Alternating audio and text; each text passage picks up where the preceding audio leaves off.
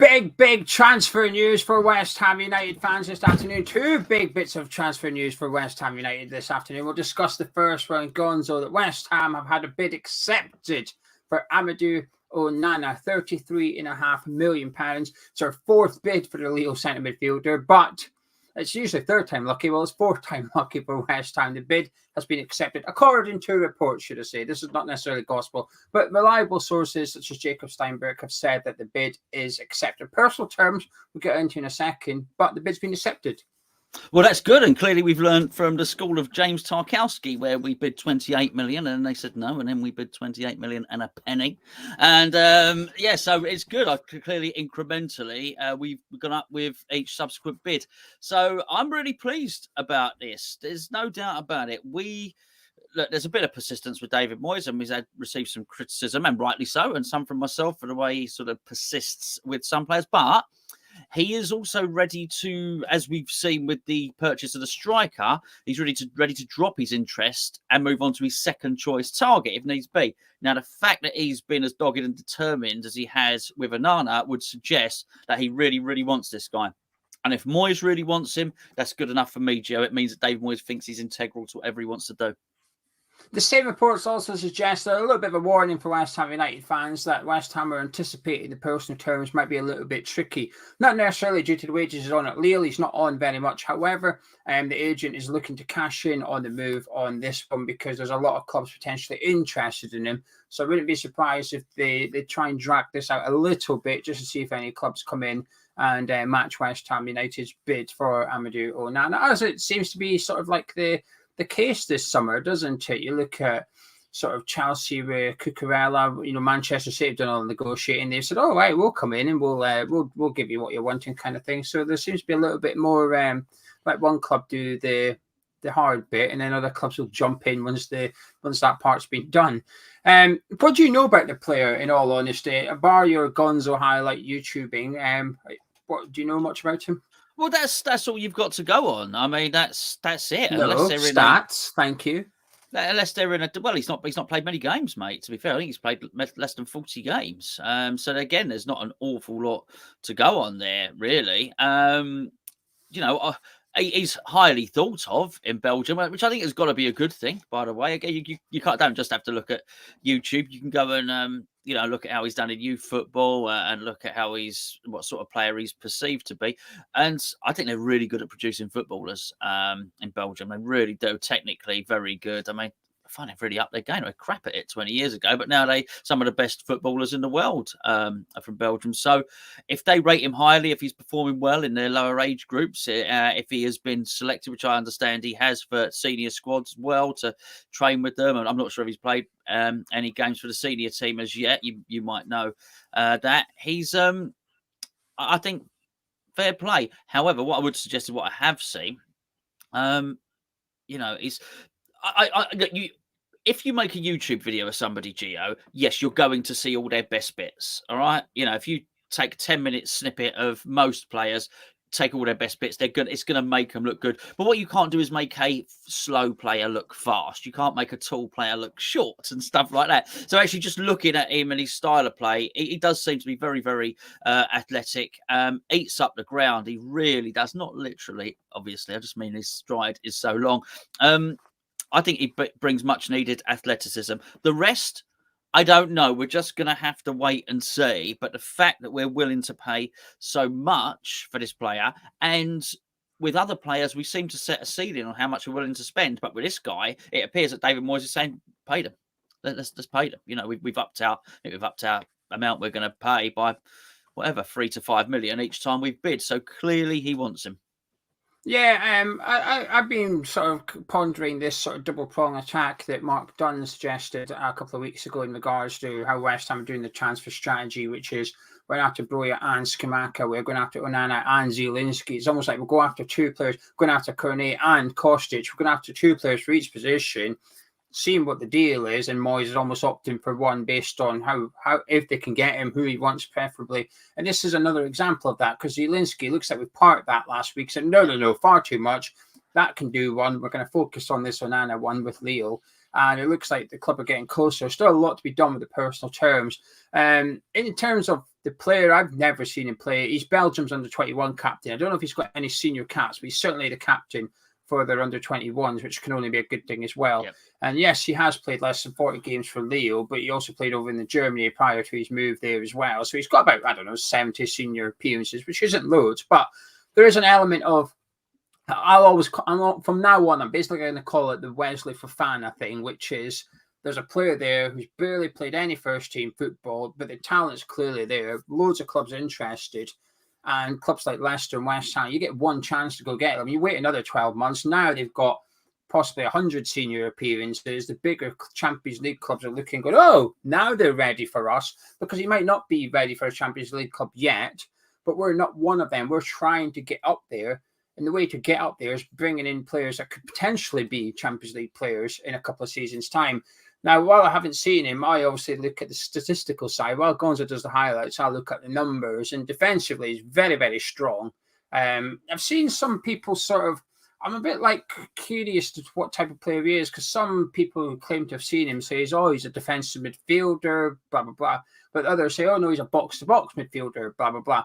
But then I've seen people say, no, he plays both roles for Lille. It just depends what's required of him in that game. He can play defensive mid, but he can also do the box-to-box thing. Don't expect much creativity out of him, but in terms of carrying it from one 18-yarder to the other, that's what he's going to do. And these numbers suggest that's the type of player he is, as well as that sort of expert defensive midfielder. But it's very, very promising. And I'm just going to quickly click on this comment, because this is a thing that's been coming up a lot in regards to Amadou Onana, and that is that it's Declan Rice's replacement before he's even left. Do you subscribe to that? Does that bother you at all, or arguably is that a good thing? It could be either or, and all of them. It could be someone to supplement Rice and complement him while he's here. It could be somebody, given the other signings that hopefully we've already made and we're going to make, that may well propel us higher up, that may well persuade Declan to stay. And I don't think that one, but I'm just saying it could be there.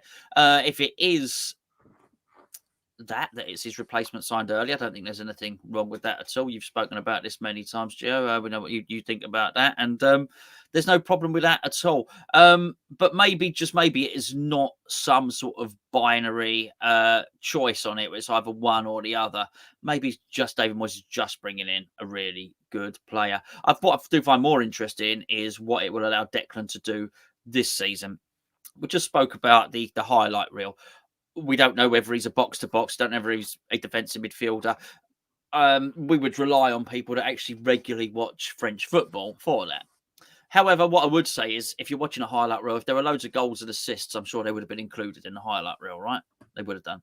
And I didn't see many. In fact, most of his highlights were tackles and interceptions, and then win a tackle and stride away with the ball. So from what I've seen, you are looking at a ball winner in the middle of the pitch, and he can travel well with the ball. There wasn't a highlight reel of Kevin De Bruyne passes or whatever, really smart finishes and tap-ins and all the rest of it. That's not what I was seeing from that. So I do wonder if he is going to liberate Declan Rice slightly. But the one thing I would say about all this is this is good intent. This is good intent. If we can get this guy over, and we've already, depending on what paper or website you read, we've spent between 75 and 80 million so far this season. If we go and spend this again, then it's over into the 100 millions. And if we're then on top of that looking to bring in another player as well, even if it was 16, 17 million for Kostic, you're sort of looking getting towards 140, 150 million.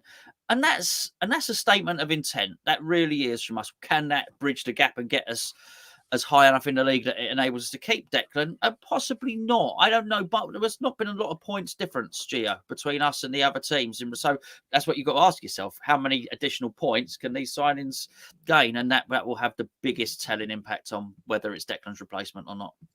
Yeah, in regards to being Declan's replacement, I think it's win-win. If it's not Declan Rice's replacement, great. We're adding a quality, highly sought-after player. If it is, great. We're planning a new year in advance. So then when we do sell Declan Rice, we don't need to go replace him and get held over a barrel. Eddie Howe speaking about it with Newcastle is basically what we would call Newcastle tax. Newcastle, anyone goes after a player, 35 million. What club are you? Newcastle, it's 40 million because you've got loads of money. That's what we would have next summer we have that Declan Rice money and we go after a centre midfielder, it's a case of, whoa, we know who you're replacing and we know how much you've just sold them for. So we'll add an extra 10 million on top of that, please. Thank you very much. And it's basically what Aston Villa did with the Jack Grealish money. Now, that hasn't quite worked out. However, I do think we'll see a completely different Leon Bailey this season. But that's why I was impressed by what Villa did with Grealish. They knew City was coming. It was like, right, let's go get Leon Bailey, Danny Ings, and Emi Buendia. Get them into the club now. Sell Jack Grealish. We've already spent the money. Happy days. No club can take liberties on us. So either way, it's win-win. Hopefully, it's not to replace Declan Rice. But if it is, he's had a year at the club, got the experience, settled in, and possibly ready to step into his shoes next summer. My one concern with it, and it's not necessarily about Onana, it's about more the transfer strategy. And if we were going to go get a centre midfielder this summer, I would have liked a bit more of a creative player in there, because I feel like the biggest issue from centre midfield last season was the lack of creativity, that when we came up against sides sitting back a little bit deeper, we struggled to break them down. And Rice and Souček are fine at moving the ball sideways into each other and out to the sides and stuff, but releasing a forward player was something we struggled with. And this Onana, statistically, and by what I've seen from people that do watch him, he's not that player. And that worries me a little bit, that we're still possibly going to have the same issues, that we're just going to keep moving the ball about with Onana on the pitch instead of Souček, or as well as Souček, but we're not really going to be any more creative. So that's my only slight concern in regards to the deal. But that's not the only deal we're going to discuss, because coming out this afternoon as well are reports that West Ham have had their initial offer from Maxwell Cornet rejected. A £17 million bid rejected for the Burnley winger. But it looks like we're moving for him, Gonzo, because in the same report says that West Ham have just given up on Philip Kostic and they've decided that it's not happening, we're moving on, and the bid has gone in for Cornet, although it has been turned down. Well, good. Good to move on. That's what I'm saying. And this is what I'm saying. Moyes will do it if he deems it's the right thing to do. Clearly, he doesn't see there is an alternative to Onana. It's Onana or nothing, basically.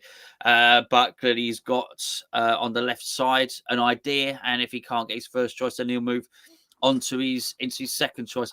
Got to be honest with you, Geo. I don't know massive amounts about this player. I remember you speaking about him before we played. I know you were very surprised when Burnley signed him, I think, because you said he was a very good player. You expected quite big things from him, didn't you? All I would say is when I saw him, I mentioned this in the video earlier on, I didn't see a defensive player. That was not what I saw when I saw him play. I just, I understand he's played there numerous times. I wasn't looking at him thinking, wow, there's a boy that can intercept and tackle and all the rest of it. I found him more of an attacking player, really, more than anything else. So, that would be really interesting. Burnley didn't play him defensively, though. At Lyon, he played left-back quite consistently, including against Manchester City in the Champions League. He played plenty of games as a left-back. The one thing I will say, I don't want him to be the left-back if we sign him. I don't want that at all. I want to see... If we sign, hypothetically, we get Onana and Cornet in, great. But a left-back has to be the next priority for me. It absolutely needs to be. He can cover there, can possibly play left wing-back as well, which is good, I guess, because we have that sort of issue as to who's going to play there when we play three at the back and Cresswell goes into his usual left centre-back role. Will it be Ben Johnson?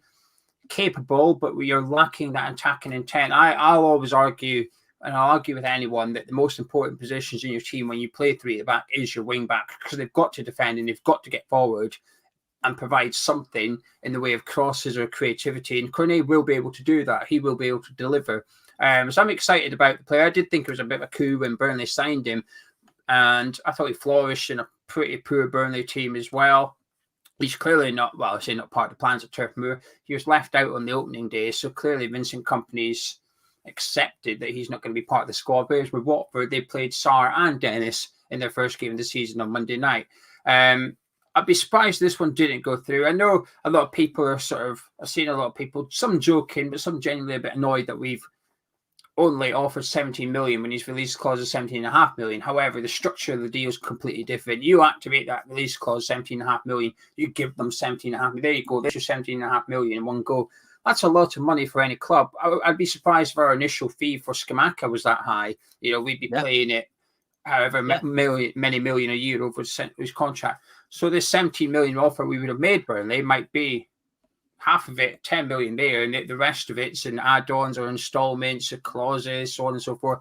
So I think there's wiggle room there. And by the sounds of it, there's not that many clubs interested in Cornet. Everton was one of them, but they seem to have withdrawn from the race, and Newcastle are linked to him, but we all know that they're focusing on James Maddison at the minute, and Eddie Howe's admitted just as much in an interview that I saw today. So yeah, I'd really like to see us get him in. And the good thing is, without wanting to talk about Lingard too much, it's not so much him, it's more what we've learned from Lingard. And the first one is, don't do loan deals, because there's talk about Cornet being a loan deal, and it looks like we're not doing that. We're going to go after him permanently. Great. And the second one is, don't chase someone for too long, and that's the Kostic thing. We're not going to do that either. We're not going to keep on chasing you. Same with Broja as well. So I've been relatively impressed by the way we've gone about our transfer business this summer, but we still need that blinking left back after all this. However, it's feeling good though, Gonzo. We've had a couple of weeks of, I know we signed Skamaka. There's a couple of weeks where it just seemed quite quiet on the transfer front a little bit, and who we're going to get in. And now we're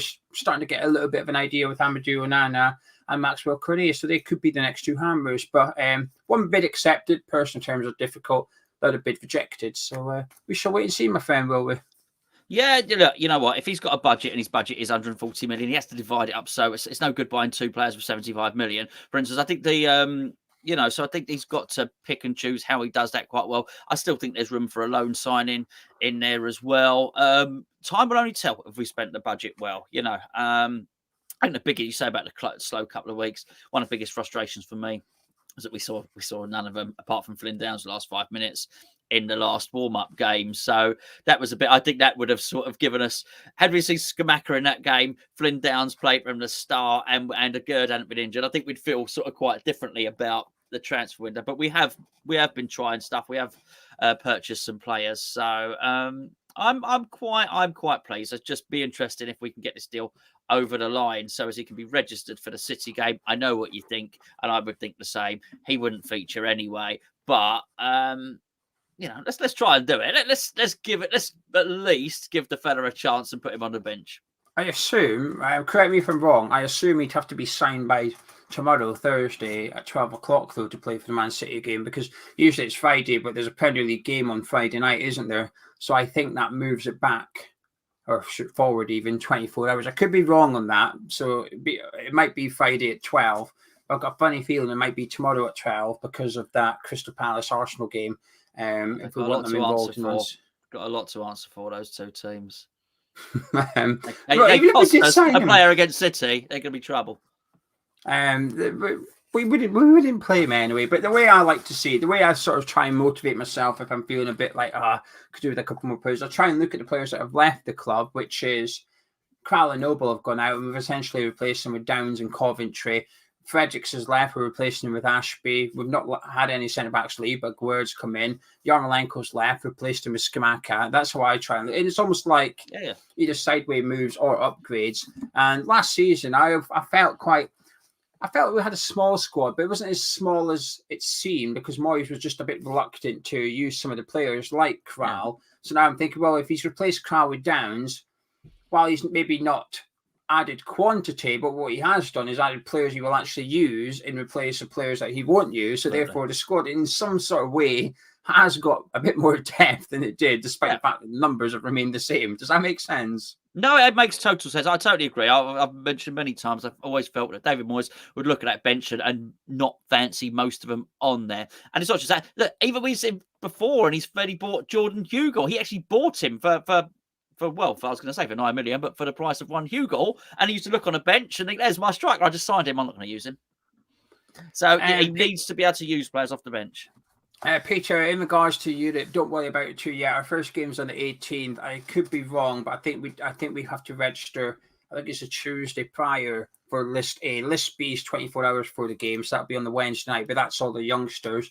But the main list, for some reason, I think it's Tuesday. But I think we've got another week to bring in players in order to have them registered for the European games. Just a quick thank you to Bobby for the £5 super chat before we disappear. But anyway, myself and Gonzo can disappear now. But just to very quickly summarise, bid accepted for Amadou Onana according to reports, but personal terms will be difficult. Our initial bid for Maxwell Cornet has been rejected for 17 million. But positive stuff. We'll be back later on this evening with our season preview, and then tomorrow night we'll have our Manchester City preview. If you enjoyed this video, drop a like, comment, subscribe if you're new to Hammers Chat. Myself and Gonzo, we'll catch you in a bit.